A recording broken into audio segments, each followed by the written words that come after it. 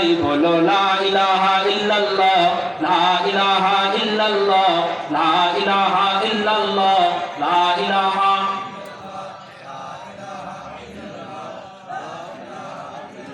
হায়াত মৌতেরি দৌলত, যার হাতে মরণ,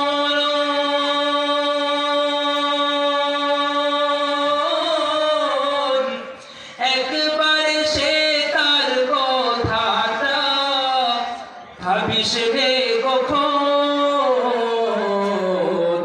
ভাবিস রে কখন। আসবে যেদিন দুঃখের রাত্রি,